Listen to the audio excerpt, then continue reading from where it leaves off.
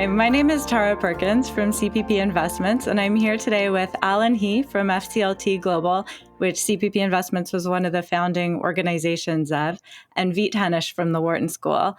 And the three of us are here to discuss a recent research project that our organizations collectively embarked on to study the value creation potential of organizations investing in their employees. And the resulting paper, which we call the People Factor, describes how employers that not only walk the talk on this front, but importantly do it across a variety of different ways, have better outcomes in terms of certain value creation metrics. So to kick off the conversation, Vit, maybe I'll start with you. What did you find most interesting or maybe most surprising about the research? I think it's great to see evidence that when the markets, when investors respond favorably to layoffs, they're really missing the point. We see too often headline stories and announcements of mass layoffs being viewed positively, or conversely, news of wage increases being viewed with stock collapses or stock fallbacks. And what we really want to build the evidentiary base for is that there's a case for investing in our workforce, for making more equitable and just labor practices, and that pays financially in the long term. So I don't know if it's a surprise, but unfortunately it is. We don't have a lot of large and empirical evidence in favor of that. And I was heartened to see that we were able to show that in this collaboration. I think the paper makes the case well about how investors should be looking at organizations with the mindset when they're thinking about investment in employees, the same long-term mindset, which I know you'll appreciate from your organization, Alan, that they would when they look at something like R&D or CapEx. To echo Vit's point from earlier, it's the main fact that investing in your employees really does pay off. We see that overall, in terms of return on invested capital, those that walk the talk outperform those that don't by 4% over 3 years. And in addition, there are contemporaneous gains to be made as well in terms of ROIC, sales growth, and lower annual turnover on employees. Walking the talk when it comes to employees is really a combination of multiple components. It's not just about raising wages, increasing benefits, improving DEI or workplace health and safety. It's the whole package. So, Vit, I think one of the important findings of the paper was that companies that just walk and don't talk don't have the same correlation when it comes to the output on value creation on some of the metrics that we studied.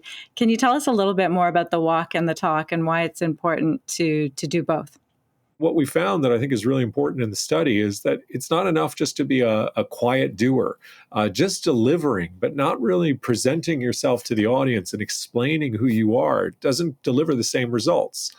And we think that's because there's a lot of confusion about these relationships. It's hard to know what to measure. It's hard to know what a firm's doing.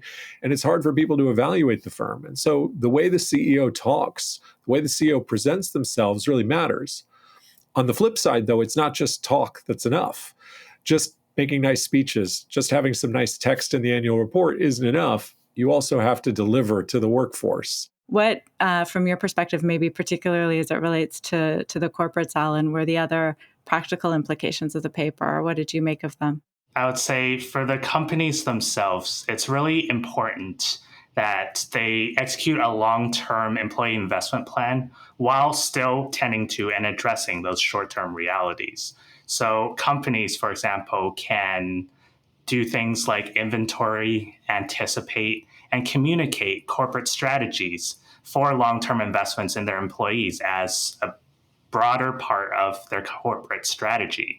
They could track and publish pay equity, employee ownership metrics to show progress over time and its importance to the company, and really highlight the employee voice more so than anything alongside key financial and operational metrics. And Vit, I know in our research findings, we didn't answer all the questions that we started out with, and there's probably room to do some more work. What do you think are the potential areas of future study coming from this? There's a wide range of them. I think we're doing the study in the shadow of the COVID pandemic. And obviously, some of the relationships we've been studying have been magnified in importance or maybe changed. I think there are really some also very interesting differences between the U.S. and the European Union markets. that we pick up on in the report, and we highlight how much more important some of these factors are in Europe than in the United States, but that the United States is rapidly changing. I'm curious to see how close we get to the European model. I imagine we'll never fully converge. There'll always be important differences across the Atlantic. But how far will we go in increasing the weight placed on labor stakeholders within the United States?